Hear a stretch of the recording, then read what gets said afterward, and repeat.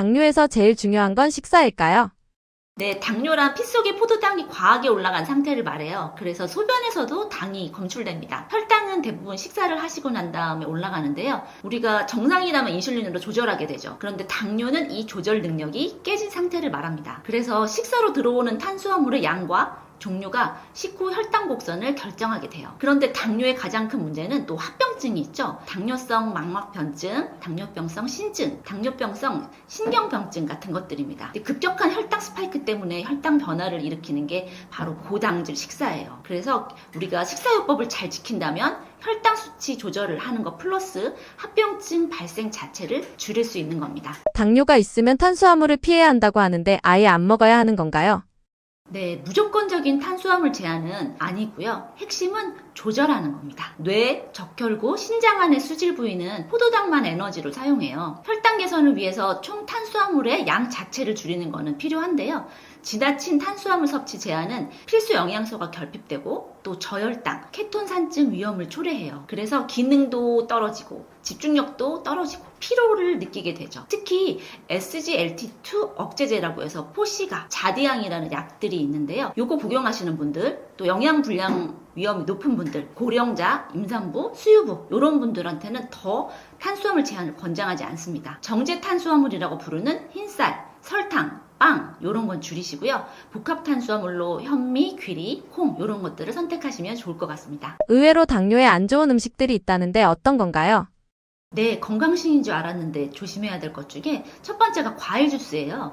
사람들이 과일이 좋다고 해서 자꾸 과일을 그냥 먹고 싶은데 그냥 먹기 싫으니까 이제 주스로 갈린 걸 먹게 되거든요. 근데 과일은 사실 당의 함량이 높습니다. 그래서 혈당을 빠르게 올리는 과당이 들어있어요. 생과일 형태로 적정량 섭취는 괜찮지만 이걸 농축해서 드시는 경우에 혈당을 더 높일 수 있습니다. 또 여러분이 귀한 것을 한 병에 담았습니다 하는 농축 인삼음료를 드셨다. 근데 이게 쓴맛 나는 것보다 단맛이 더 난다 하면 이 단맛이 나는 홍삼 농축액은 식품 제조나 조리 과정에서 첨가당, 대체당, 또 인공 감미료 같은 게 들어있을 수 있거든요. 그러니까 이런 것들 조심하셔야 되고요. 결론적으로는 음료수 하나를 마셔도 여러 가지 따지면서 사는 게 힘드시니까 당뇨의 위험이 있다 이러신 분들은 시판 음료 말고 평소에 물을 좀 마시는 습관을 기르시면 좋을 것 같고요. 감자하고 고구마도 GI 수치라는 걸 높입니다. GI 수치가 뭐냐면요. 글라이세믹 인덱스라고 해서 당 지수를 말하는데요. 포도당 50g 섭취할 때 혈당이 얼만큼 올라가냐를 100으로 보고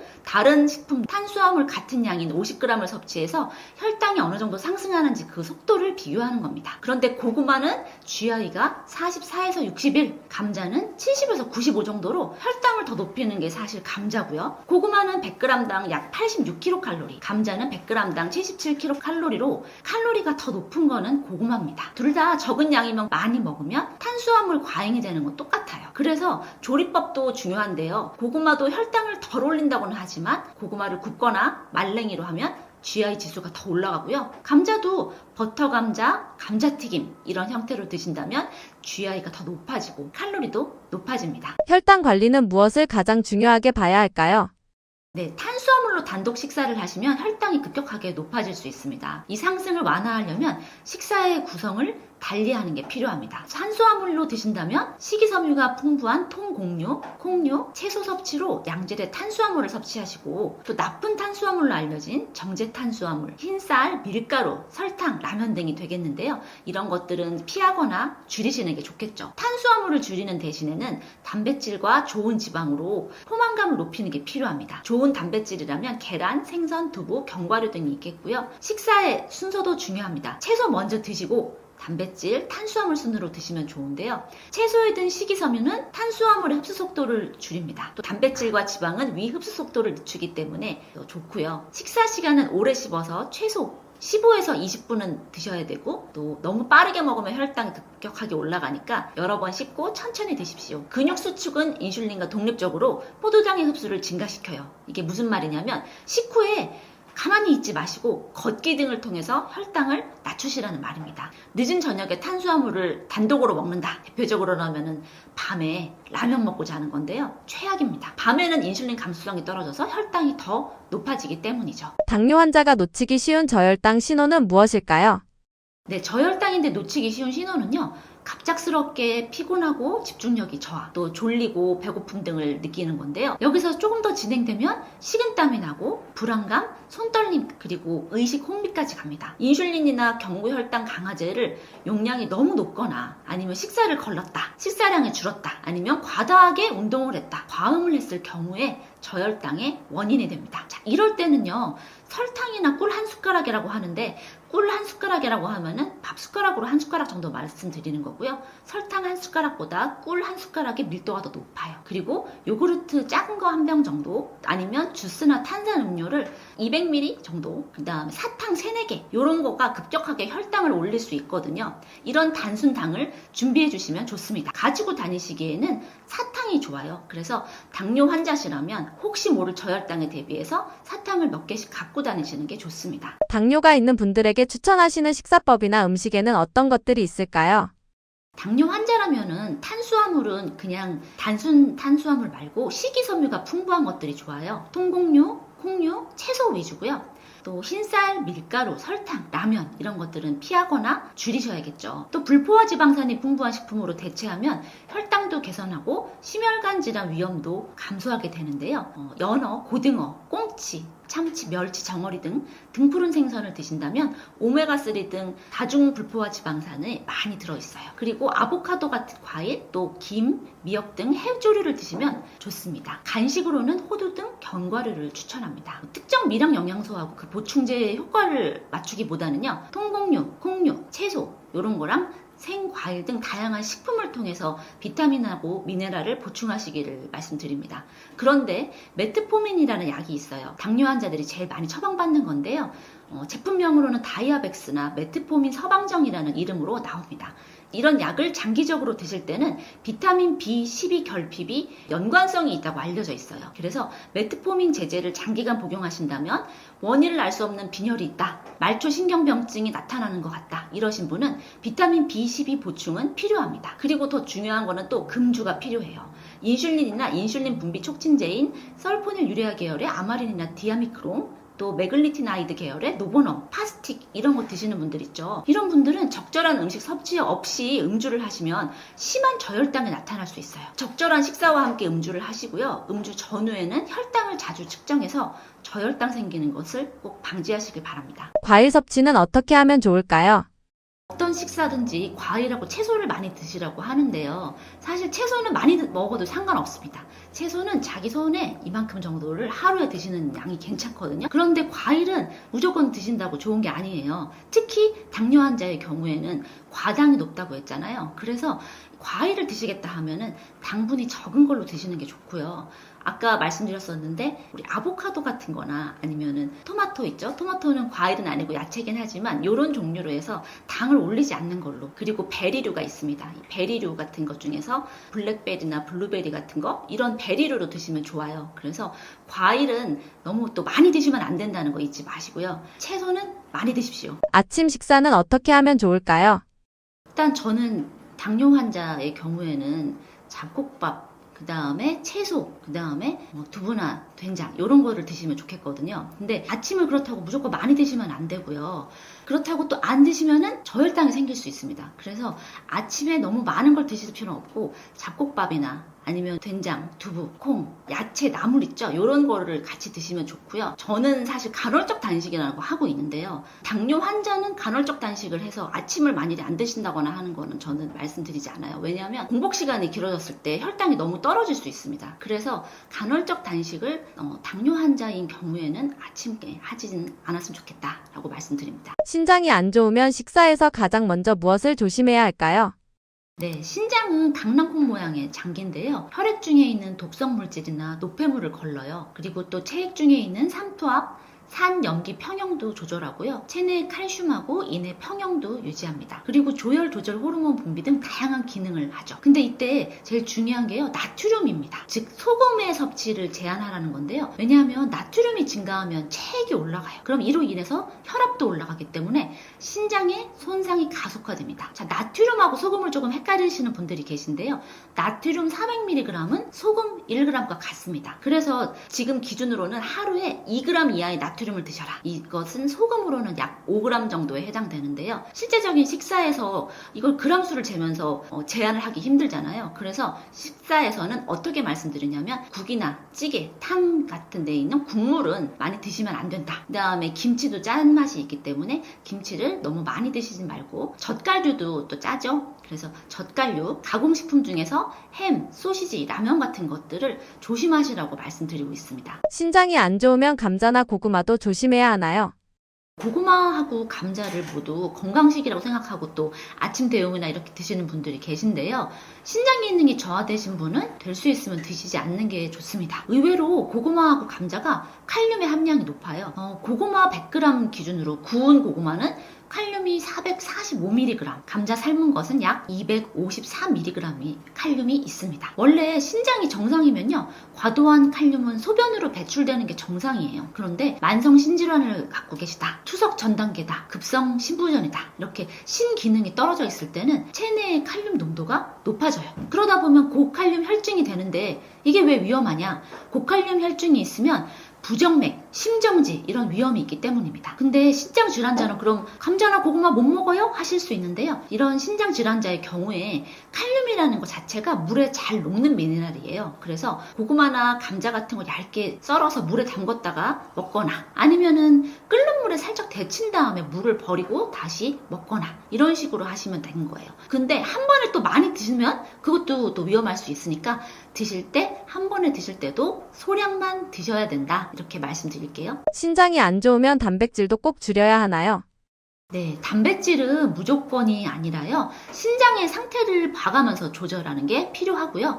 투석을 하고 있냐, 이 여부도 중요합니다. 단백질이 과다하면 질소노폐물이 생기는데요. 이 신장에서는 사구체 압력이 높아집니다. 그래서 신장에 부담이 생기게 되겠죠. 근데 만일에 단백질을 너무 적게 먹는다, 이러면 근육의 손실이 오고요, 영양 불량이 올 수 있습니다. 그래서 정상적인 단백질 보충량은 정상인의 경우 몸무게 킬로그램당 약 0.8에서 1.2g을 말씀드려요. 근데 간단하게 외우기 쉽게는 저는 강의에 가서 몸무게당 한 1g쯤 단백질을 드셔야 된다라고 말씀드리거든요. 이게 몸무게 60kg다 그러면 60g의 단백질이 필요하다는 뜻입니다. 그런데 만성 신질환의 경우에 단계가 1에서 5단계로 나뉘는데요. 초기 단계인 1에서 2단계는 이 단백질을 하루에 몸무게당 0.8g 정도, 그 다음에 조금 더 진행돼서 이 만성 신질환 단계가 3, 4단계다 하면 0.6에서 0.8g 이렇게 드시라고 하고요. 투석을 안 하는데 5단계쯤 됐으면 단백질을 0.6g 이하로 드시라고 해요. 근데 투석을 했다, 이러면 오히려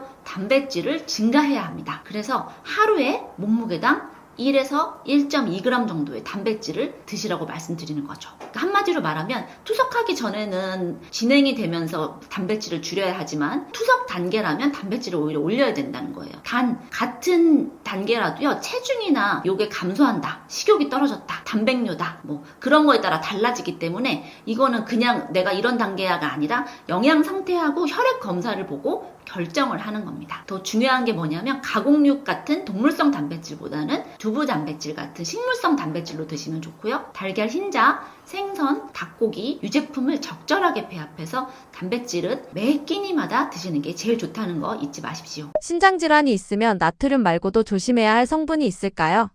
신장 질환이 있으면은 짜게 먹지 말아야 된다, 나트륨 먹지 말라, 이런 거는 많이 들어보신 것 같은데, 사실 그거 외에도 주의할 미네랄이 있습니다. 나트륨 외에 칼륨, 인, 그리고 단백질인데요. 칼륨은 신장 기능이 떨어져가지고 칼륨 배출이 안 되잖아요. 그러면 혈중에 칼륨이 올라갑니다. 근데 이게 어떤 걸로 나타나냐면 부정맥의 위험이 있습니다. 자, 그리고 인의 경우에는 고인산혈증이라고 해서 혈액 속에 인이 높아지면요, 혈관의 석회화라고 해서 혈관 딱딱해지고 골다공증 위험도 있고요, 심혈관 질환의 위험도 있어요. 그래서 인산염 첨가물을 주의해야 되는데, 이 인산염이 가공식품에 많습니다. 단백질의 경우에는 투석을 하지 않는 만성질환자 는 과다 섭취를 피하도록 하고요. 투석 시에는 단백질을 오히려 증가해야 된다는 거를 다시 한번 말씀드리고요. 생활 속에서는 어떻게 주의해야 하냐면요, 식품 첨가물이 많이 든 가공식품 있죠. 우리 햄, 소세지 이런 식육 가공품 같은 것들, 거기에는 칼륨, 인, 나트륨 이런 게 숨어 있어요. 그래서 초가공식품하고 가공육은 멀리하는 게 좋습니다. 우리 마트 같은 데 가면 라벨을 잘 보셔야 돼요. 거기에 뭐 저염이다 써 있어도 그거 말고 칼륨염이나 인산염 같은 게 들어있을 수 있으니까 확인을 아주 잘 하셔야 된다는 걸 보셔야 되고요. 또 칼륨 많은 식품이 우리가 먹는 것 중에 바나나 있죠? 오렌지 이런 것도 있고요. 감자랑 고구마도 칼륨 아까 높다고 말씀드렸고요. 토마토나 주스류 같은 것도 칼륨이 많습니다. 또 인이 많은 거는 가공육이나 인스턴트 식품, 탄산음료, 가공 치즈나 일부 베이커리나 냉동식품에도 들어있어요. 그리고요. 나트륨은 조심하라고 말씀드렸는데 부종이나 신부전이 있다. 그러면 수분 제한도 잊지 마셔야 되고 인하고 균형을 위해서 칼슘을 오히려 보충하는 게 필요합니다. 건강하려고 먹는 영양제도 신장에는 부담이 될 수 있나요? 영양제는 건강을 위한 보충의 개념인데 신장의 입장에서는 처리해야 될 물질입니다. 그러니까 꼭 필요한 거 아니면 신장이 안 좋으신 분들은 안 먹는 게 좋아요. 그래서 그럼 신장이 안 좋으신 분들은 어떤 게 먹을 수 있냐? 만일에 만성신질환이다 이러신 분들은 필요시에는 수용성 비타민 B군이나 철분, 아연, 비타민 D 등을 드실 수는 있는데 이거는 그냥 자기가 먹는 게 아니라 피검사 결과가 나왔는데 이런 게 좀 떨어져 있다. 이럴 때 보충이 가능한 거고요. 오메가3 우리 잘 알고 있는 EPA랑 DHA의 합인 오메가3는 비교적 안전합니다. 그런데 만일에 항응고제를 드시고 있거나 항혈소판제 같은 것처럼 출혈 경향과 관련 있는 이슈가 있다면 오메가3 고용량과 같이 드시면 출혈 경향이 증가할 수 있단 말이죠. 그래서 오메가3도 함부로 고용량을 드시면 안 되는 거고요. 그리고 만성신장질환자나 고령자, 당뇨나 고혈압 환자, 이뇨제 복용 환자는 더 주의해야 되는 것들이 몇 가지 있는데요. 첫 번째로는 고용량 비타민C입니다. 이 비타민C는 다양한 효과를 나타내죠. 중금속도 해독하고 또 항산화 물질이기도 하고요. 여러 가지 다양한 작용을 하지만 이거를 고용량으로 드시는 경우에 일부가 옥살산으로 바뀔 수 있어요. 그렇게 되면 신장 결석의 위험이 있기 때문에 신장 질환자가 고용량 비타민C를 드시는 걸 추천하지 않고요. 또 비타민 A는 지용성입니다. 몸에 축적될 수 있어요. 그래서 신독성의 위험성이 있으니 비타민 A를 고용량 드시면 안 되겠고요. 단백질 보충제가 단백질 몸에 좋대 하고 드시는 경우에 질소노폐물이 증가할 수 있습니다. 그래서 사구체에 부담을 주기 때문에 식사로 드시는 단백질 외에 보충제를 또 따로 드시는 거는 말씀드리지 않고요. 크레아티닌이 상승될 수 있어요. 그럼 또 신기능의 평가에 혼란을 주기 때문에 오히려 부담이 가중되죠. 그래서 이 크레아틴 보충제 같은 걸 따로 드시는 것도 권하지 않고요. 칼륨, 마그네슘 함유된 것들은 칼륨은 고칼륨 혈증을 일으킬 수 있다고 했고요. 또 마그네슘이 올라갔을 때도 고마그네슘 혈증의 위험이 있기 때문에 드시는 거 추천하지 않습니다. 그리고 많이들 물어보시는 게 그런 거예요. 내가 뭐 몸에 좋다고 뭐 한약 제품을 먹고 있다. 그 다음에 해외 직구란 허브 제품 먹고 있다. 이럴 때는 한약이나 허브 제품의 경우에 어떤 성분이 들어있는지 알 수가 없어요. 이런 것들은 직접적으로 신독성을 일으킬 수 있고 신장에 부담을 줄 수 있기 때문에 신장 질환이 있으신 분들은 한약이나 허브 제품은 안 드시는 게 좋겠습니다. 신장이 안 좋은 분들에게 추천하시는 식사법이나 음식은 무엇일까요? 자, 신장이 안 좋은 분께 추천하는 식사법이나 음식은요. 기본적으로는 저염식 플러스 적정한 단백질 그리고 칼륨이나 인 같은 전해질을 관리하는 식사입니다. 그래서 이제 간단하게 예시를 든다면 쌀밥에 구운 두부 아니면 버섯을 이용한 버섯 두부밥을 먹고 오이 무침을 먹는다. 아니면 쌀밥에 구운 연어, 데친 채소인 양배추나 브로콜리, 양파 등을 먹고 연어 스테이크로 먹는 거, 또 쌀밥에 구운 치킨, 또 구운 채소를 이용한 치킨 스테이크에 양배추 나물 이렇게 말씀드리는데요. 주식으로 쌀밥을 제가 말씀드렸는데 현미나 귀리 같은 거는 인이 많아요. 또 잡곡은 미네랄이 풍부해서 오히려 신장에 부담되기 때문에 초기에 내가 신질환이 있는 분들은 잡곡이랑 쌀을 한 잡곡 7회, 쌀 한 3 정도로 하시지만 점점 인이나 칼륨이 높아지고 있다. 혈중에 그렇게 높아진다 하면은 쌀밥 위주로 가셔야 되는 거 말씀드립니다. 그래서 보통은 우리 여러 가지 질환들이 있는 분들한테는 잡곡밥을 추천하지만 신장 질환의 경우에는 쌀밥을 추천드린다는 거 말씀드리고요. 저염식으로 드시려면은 국이나 탕 이런 것들은 국물 드시지 않는 게 좋아요. 그리고 또 가공식품이나 통조림에 보면은 은근히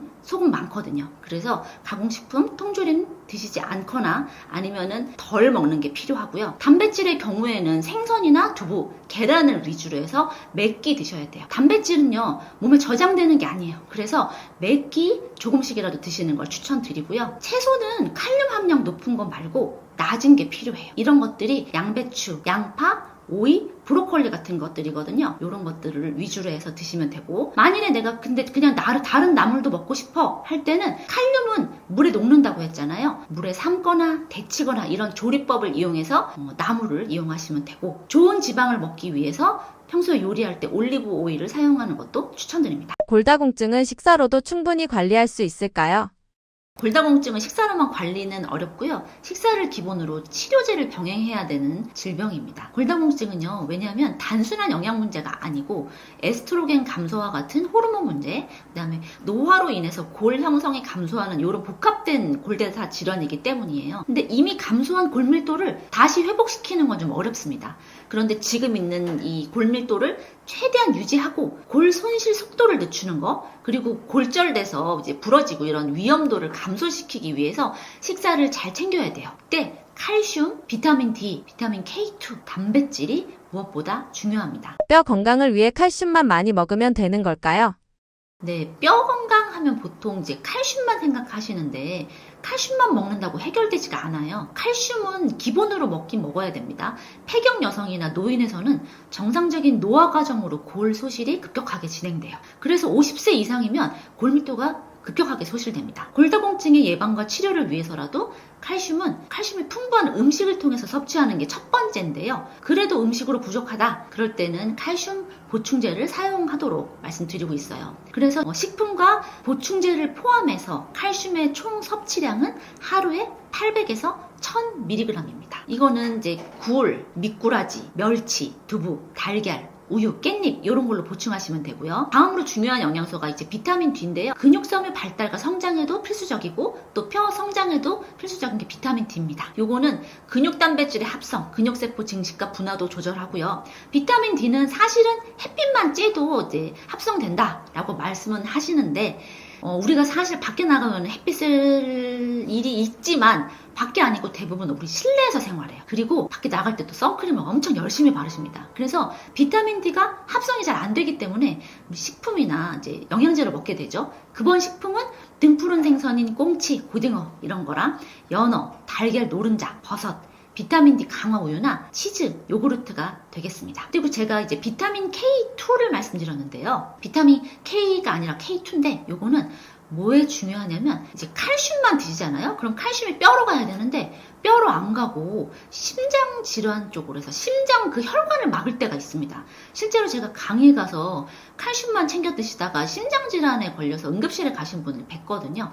그래서 이게 뼈로 칼슘이 가게 도와주는 게 비타민 K2인데요. 오스테오칼신의 합성도 촉진하고 뼈의 미네랄화, 이 칼슘이 뼈로 갈 수 있도록 도와주는 게 비타민 K2예요. 이 비타민 K2는 그럼 어디 있냐? 나토에 제일 많습니다. 나토. 그리고 우리 먹는 것 중에 청국장에 또 많아요. 발효식품에 좀 많다는 거죠. 나토, 청국장, 된장, 숙성 치즈, 김치에도 좀 있고요. 그래서 이런 것들을 좀 많이 드셔야 된다는 거예요. 그리고 단백질은요, 골 형성에도 중요하고 우리 성장에도 중요하잖아요. 이 골 형성에 중요하기 때문에 부족하면 골밀도가 감소할 수 있으니까 단백질도 많이 드셔야 됩니다. 골다공증이 걱정되는 분들에게 추천하시는 식사법이나 음식은 무엇일까요?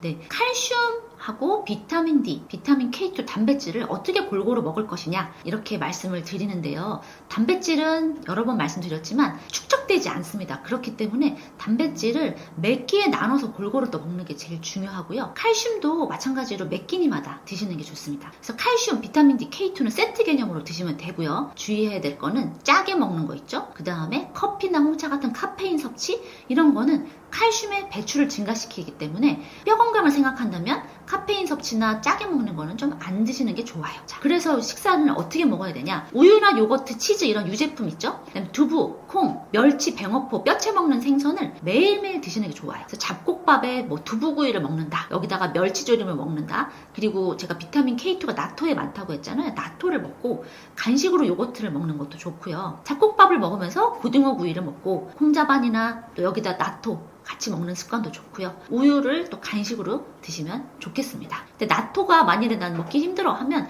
우리 청국장 있죠? 청국장 같은 것도 같이 드시면 좋고요. 뼈 건강에 해가 될 수 있는 식습관도 있을까요?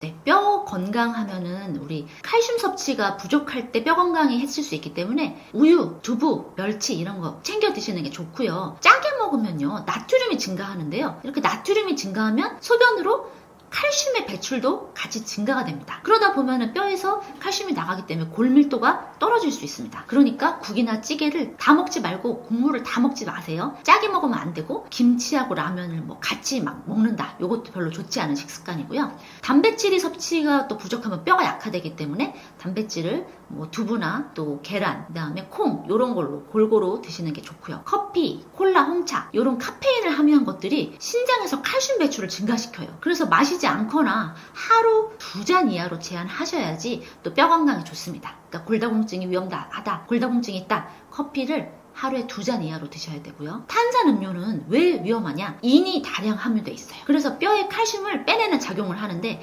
실제로 무슨 실험 영상 같은 거 보면은 코카콜라에다가 이 같은 거나 뭐 담궈 놓으면 다 녹아버리는 거 보셨죠? 그렇게 탄산음료, 콜라, 사이다 이런 것들 뼈에 칼슘을 빼내요. 그렇기 때문에 이것도 조심하셔야 되고 술을 또 나왔네요. 술은 칼슘의 배설을 촉진시켜서 골다공증을 악화시킬 수 있으니까 가급적 금주를 하시면 좋겠습니다. 음식으로 챙기는 것과 보충제로 챙기는 것은 어떻게 다를까요?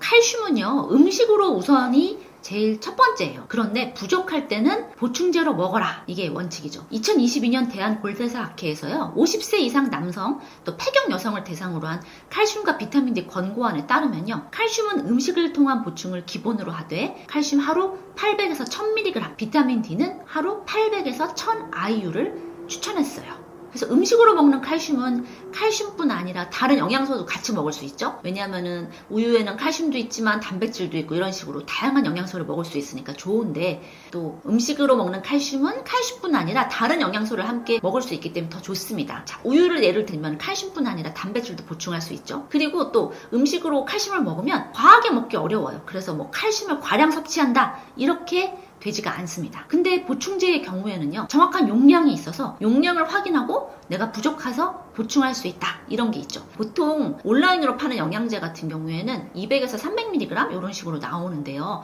한 번에 500mg 이상을 먹는다 이러면 흡수가 어렵습니다. 칼슘이 원래 특징이 한 번에 500mg 이상의 보충제는요, 흡수가 잘 안 돼요. 그래서 칼슘 보충제는 500mg 이하로 드셔야 되고, 만일에 칼슘을 보충제로 했는데 1000에서 1200mg 먹었다 이러면 과하게 드시게 되는데요, 과량 섭취하면 어떻게 되냐? 심혈관 질환, 뇌졸중, 또 신장결석 이런 발생 위험이 있어요. 그래서 칼슘제는 과량 섭취가 위험합니다. 내가 만일에 한 1000mg을 드시겠다 하면은 500mg 이하짜리 한 200~300mg짜리를 2번이나 3번으로 나눠 드시는 게 필요하다는 거고요. 그래서 칼슘을 식사로 보충하되 보충제는 필요시에만 드시지만, 내가 칼슘을 식사로 보충하되 보충제로 드시는 거는 필요시라고 말씀드렸지만, 내가 유제품을 거의 안 먹는다, 폐경 이후에 50세 이후의 여성이다, 골다공증을 이미 진단받았다, 이럴 때는 꼭 칼슘을 보충제로 보충하도록 말씀드리고 있습니다. 골다공증 약을 먹을 때 꼭 알아야 할 점은 무엇일까요? 골다공증 약은요, 좀 복잡해서 제가 조금 더 자세하게 말씀드리고 싶은데요, 골다공증 약이 2가지거든요. 뼈를 덜 부서지게 하는 약이 있고요, 뼈를 새로 만드는 약이 있어요. 그런데 어떤 약을 쓰든지 칼슘하고 비타민 D 보충제를 꼭 권장합니다. 저희 엄마 같은 경우에도 골다공증 진단을 받으셨는데 칼슘하고 비타민 D를 처방을 해주시더라고요. 이렇게 기본으로 골다공증 약을 드시는 분은 칼슘, 비타민 D 보충은 필수로 권장된다라고 먼저 말씀드리고, 1차 선택약이라고 해서 골다공증일 경우 비스포스포네이트 제제를 처방받아요. 이거는 뼈 분해를 감소시키는 약인데 성분에 따라서 알렌드로네이트, 포사맥스라는 약이고요, 리세드로네이트, 악토넬이라는 약, 이반드로네이트, 봄비바, 졸레드로네이트, 졸레드론산 이런 것들이 있어요. 이 약들은 공복, 아침에 일어나서 밥 안 먹고 아침에 일어나서 드시는 건데, 앉거나 서 있는 상태에서 충분한 양의 물 한 200ml 정도 한 컵을 드셔야 되는데요, 이때 먹고 바로 눕거나 하면 안 되시고요. 물도 중요합니다. 순수한 물이어야 하는데, 이 순수한 물이 뭐냐? 일반 생수, 수돗물이나 끓인 물, 정수기 물이에요. 그래서 그럼 일반 물 말고 다른 물이 뭐 있죠? 우리 뭐 미네랄 워터, 해양 심층수 이런 거 있죠. 어떤 미네랄이 들어있는 워터는 드시지 말라는 뜻입니다. 왜냐하면 흡수를 방해할 수 있어서 그래요. 그리고 다른 약하고 이 골다공증 약은 또 흡수에 방해가 있기 때문에 같이 드시면 안 되고, 먹을 때 씹어서도 안 됩니다. 복용하시고 적어도 30분에서 1시간까지는요, 제산제, 다른 약, 음식, 음료, 칼슘제, 비타민제, 건강식품 같은 것도 섭취하시면 안 돼요. 이거는 먹는 약인데요. 이 먹는 게 힘들다 하시는 분들이 좀 주사를 맞겠다 하시는 분들 많거든요. 이 주사는 6개월에 1회 맞는 주사인데요. 뼈를 덜 부서지게 하는 주사예요. 쉽게 말하면 먹는 약 외에도 뼈가 덜 부서지게 하는 주사가 있는데요. 6개월에 한 번 정도 맞습니다. 그러니까 1년에 2번 정도 맞는 거죠. 이게 데노수마비라는 성분의 약이 있는데 프롤리아, 엑스지바 이런 게 있는데요. 이 약은 이제 선생님이랑 이제 얘기를 해서 6개월에 한 번씩 무조건 맞으셔야 돼요. 투약을 중단할 경우에 골밀도가 급격하게 떨어지기 때문에 의사 선생님과 같이 하셔야 되고, 만일에 이 주사를 끊게 되면요, 비스포스포네이트 제제로 다시 돌아가건가 해서 약을 연속성 있게 하셔야 된다는 거죠. 주사를 무조건 끊으면 안 된다는 거고, 그리고 특이하게도 뼈를 만드는 약이 있어요. 골 형성 촉진제라고 해서 테리파라타이드라고 포스테오란 약이 있습니다. 이거는 하루에 한 번 주사를 하는 건데 평생 동안 딱 2년 동안만 맞을 수 있어요. 그래서 이거를 여러 번 쓰는 게 아니라 하루에 한 번씩 주사해서 평생에 딱 2년까지 쓸 수 있다. 그리고 최신으로 나온 게 골 흡수, 최신으로 나온 게 뼈 분해도 감소시키고 또 뼈가 생성되기도 하고, 요런 약이 새로 나왔습니다. 이게 로모소주밥이라고 이베니틴이라는 약이에요. 한 달에 한 번 총 12번만 사용 가능합니다. 그래서 이것도 임의로 끊거나 하면 안 되고요. 의사랑 치료 계획을 세워야 돼요. 한마디로 골다공증 약은 한 번 시작하면 임의로 끊으면 안 되고 선생님의 치료 계획하에 따라야 된다. 먹는 약의 경우에는 공복에 드시고 먹고 바로 눕지 마시고, 그 다음에 먹는 물도 그냥 물을 드셔야 되지 미네랄 워터 같은 거 드시면 안 된다. 이렇게 생각하시면 되겠습니다. 암 예방에 좋은 음식이 정말 따로 있을까요?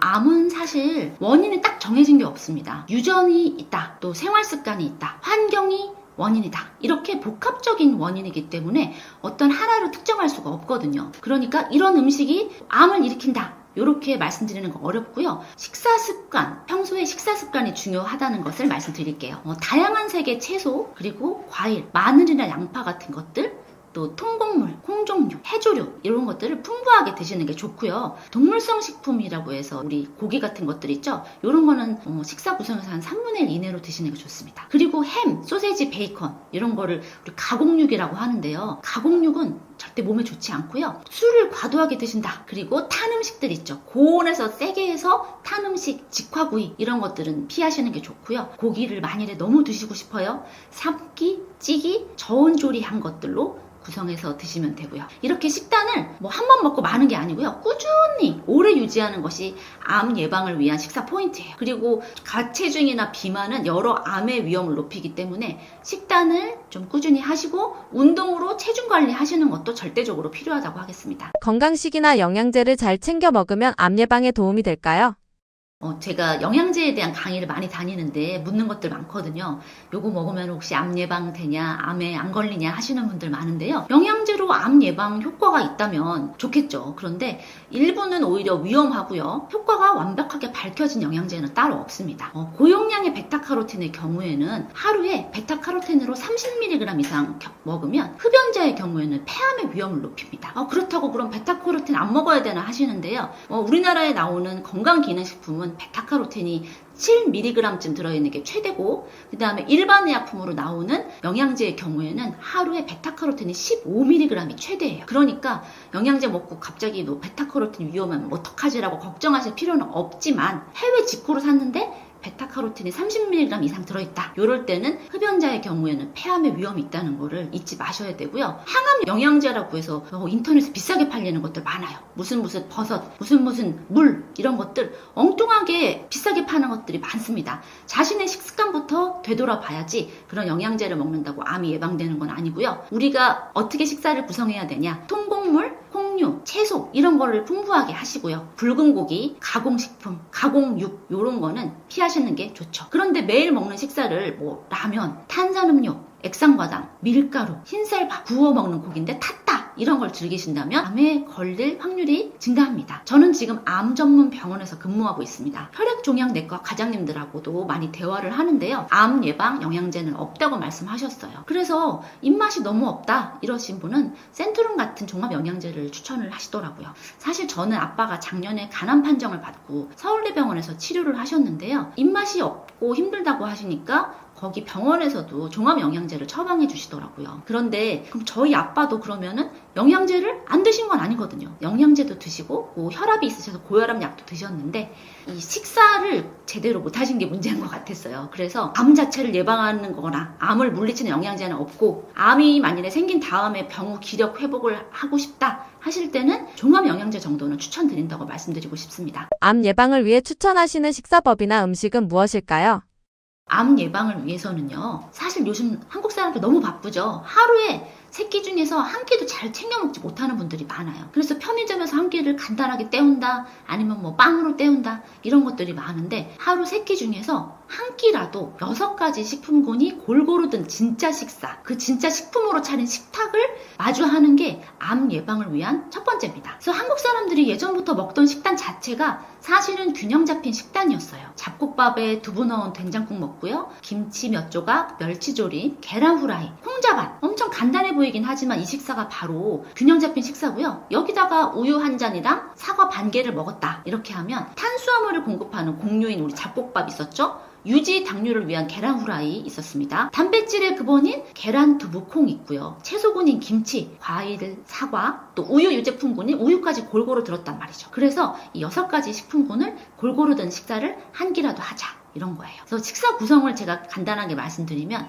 현미밥 같은 걸로 먹고, 돼지 안심구이, 구운 마늘, 여기다가 양배추나 브로콜리나 양파 같은 거를 데친 채소로 먹거나 된장국으로 먹는다. 아니면 병아리콩 밥에다가 닭가슴살 구이를 먹고 콩비지나 김치, 미역무침, 이런 것들을 드시면 좋은데요. 자, 여기 구성을 왜 이렇게 했냐면요, 다양한 색의 채소나 과일은요, 여러 가지 영양소를 포함하고 있습니다. 녹색 채소인 브로콜리, 케일, 시금치, 또 붉은색인 토마토, 수박, 딸기, 노란색이나 주황색인 당근, 호박, 오렌지, 이런 것들 있죠. 여기는 베타카로틴이나 라이코펜, 안토시아닌, 이런 항산화 영양소가 풍부하게 들어있어요. 그래서 이 채소나 과일 같은 종류를 드시는 게 좋다. 그리고 우리 그 브로콜리, 양배추, 콜리플라워, 케일, 이런 거를 십자화과 채소라고 하는데요. 여기는 인돌, 이소티오시아네이트, 이런 게 들어있어요. 이게 암세포의 성장과 발암물질의 활성을 억제하는 작용이 있습니다. 그리고 우리 먹으면 이렇게 싸하고 매운 것 같은 느낌이 드는 것들 있죠. 마늘, 양파, 생강, 이런 거는 황화합물이 들어있거든요. 여기에 알리신 이런 게 있는데, 이 발암물질을 해독하고 항산화, 항염 기능이 있어요. 그래서 우리 이런 마늘, 양파 많이 드시는 게 좋고요. 콩, 두부, 된장, 청국장, 콩류 많이 들어보셨을 텐데, 이소플라본이라는 거, 또 이런 성분이 들어있습니다. 이 식물성 에스트로겐하고 식이섬유가 있으면 또 몸에 좋고요. 해조류인 미역, 김, 다시마, 이런 거는 또 점질 다당류인 베타카로틴, 이런 게 풍부하게 들어있어요. 그래서 면역 강화, 항염, 항암 효과가 있고요. 통곡물과 전곡, 잡곡은 식이섬유를 많이 드시면 장내에 발암물질이 남아있는 거를 줄인다고 해요. 그리고 장내 환경도 개선하기 때문에 통곡물, 잡곡, 이런 거 드시면 좋겠습니다. 암 예방을 위해 가장 먼저 줄여야 할 식습관은 무엇일까요? 암 예방을 위해서는요, 제일 중요한 게 가공식품과 초가공식품을 주의하셔야 되는데요. 가공식품과 초가공식품인지 어떻게 알 수 있냐면, 우리 마트에 갔을 때 성분표를 보시는 거예요. 그러면 엄청 어려운 말들이 막 써 있어요. 무슨 화합물 이런 거 있죠. 그리고 착색 어쩌고 써 있는 거는 우리가 살 수 없잖아요. 그날 마트에서 살 수 없는 게 들어있으면 가공식품인 거예요. 이런 거 대표적인 게 뭐예요? 햄, 소시지, 베이컨, 이런 것들입니다. 뒤에 재료명이 엄청 많이 써 있습니다. 이런 초가공식품, 가공식품은 위험하고요. 또 정제탄수화물 있죠? 이런 것들은 비만의 위험이 있습니다. 비만은 여러 암의 위험 인자로 발생하고 있으니까 체중 관리도 좀 하셔야 되고요. 술은 종류에 관계없이 구강암, 인후두암, 식도암, 대장암, 유방암, 간암의 위험을 높이는 강력한 위험 요인입니다. 술은 발암물질을 녹여서 체내로 침투시키는 과정을 돕고요. 술이 체내에서 분해되는 과정에서도 발암물질이 생성됩니다. 그리고 또 술로 인해서 간경변이 생기는데요. 간경변은 간암의 위험을 높일 수 있죠. 그래서 암 예방을 위해서는 사실 한 잔의 음주도 하지 않는 게 좋습니다. 저희 아빠 같은 경우에도 이제 간암 진단을 받으셨는데, 평소 식사하고 그다음에 약을 드시거나 영양제 먹는 거에는 큰 문제가 없었는데 반주로 술을 한 잔씩 드셨었거든요. 그래서 저는 술은 진짜 한 잔도 드시지 말라고 강력하게 말씀드리고 싶어요. 반주처럼 드시는 술은 진짜 위험하다. 가공식품이나 탄 음식은 얼마나 조심해야 할까요? 가공식품, 특히 이제 햄, 소세지, 베이컨 계속 말씀드리는데요. 이런 가공육은 가능한 적게가 원칙입니다. 가공육은요, 우리 확정적인 발암물질이라고 해서 얘를 먹으면 발암 가능성이 있다, 이렇게 말씀 드릴 수 있거든요. 섭취량이 증가하면 위험이 증가하죠. 그러면은 얼만큼 먹어야 됩니까? 라고 물어보실 수 있는데, 가능하면 한 달에 한 번도 안 먹으면 좋겠지만 현실적으로는 힘들어요. 주 1회 이하, 한 달에 한두 번 정도는 이제 드실 수밖에 없겠죠. 그 정도는 드시지만 뭐 그 정도는 드셔야 된다, 드실 수 있다 라고 하는 건데, 실제로 반찬이나 간식에요, 이런 가공식품 많아요. 김밥 있죠? 김밥 속에 햄 있고요. 또 내가 피자 사 먹으면 피자 토핑에도 햄, 소세지 있어요. 그리고 핫도그 맛있다고 먹는데 이것도 또 핫도그에도 햄이죠. 그리고 부대찌개를 드셨을 때 여기 안에 햄, 소세지 많잖아요. 그래서 이게 식육 가공품, 가공육은 은근히 노출 확률이 높아요. 그래서 우리 첫 번째로 뭘 아셔야 되냐면, 가공육이다, 이런 것들 가공육이다라는 거를 인식하는 게 첫 번째 포인트예요. 그러니까 생활 속에서 내가 지금 가공육 먹고 있나 생각하시고 주 1회 이하, 한 달에 한두 번 이렇게 드실 수 있도록, 너무 많이 드시지 않도록 하셔야 되고요. 또 우리가 발암물질로 알려진 게 탄음식이죠. 탄음식은 발암물질 생성이 되고 있지만 개인별로 노출량이나 조리법 차이가 커서 구체적으로 얼만큼 먹어라 이런 기준이 없어요. 육류를 고온에서 조리하거나 직화하면 발암물질 생깁니다.